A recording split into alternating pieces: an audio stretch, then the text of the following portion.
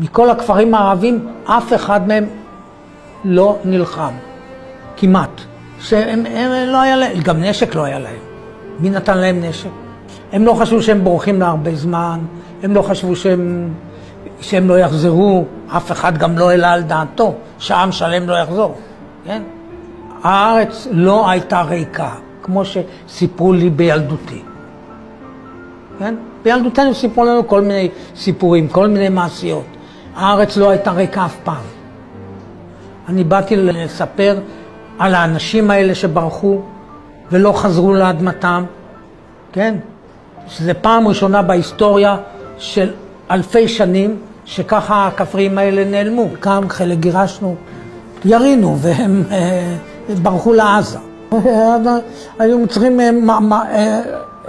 כיתה כאן, כיתה כאן, כיתה שם, יורים באוויר אפילו לא עליהם או עליהם, והם היו בורחים כבר. הם לא היה להם מה להתגונן, וככה היה בקאופחה. הקפנו את הכפר, התחלנו לראות באוויר, וכולם התחילו לצבוח, כן?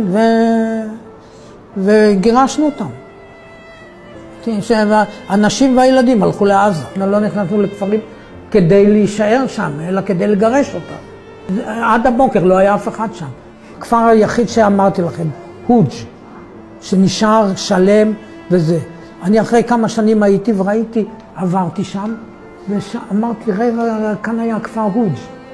אז אמרו, היה. זה היה ואדי יפהפה, ירוק כזה, יוצא דופן. אז אמרתי, מה קרה? אמרו, גירשו אותם יחד עם ערביי אשקלון. זה היו כפרים שלווים ושקטים, כן? שהגיע להם להישאר על אדמתם, כמו שהם היו 5,000 שנה קודם. זה היה חלק מהדברים הנוראים. מה היה הסיבות לנכבה הזו? למה היסטורית? אף פעם לא גירשו אותם, ואנחנו כן גירשנו אותם. בגלל האידיאולוגיה הציונית.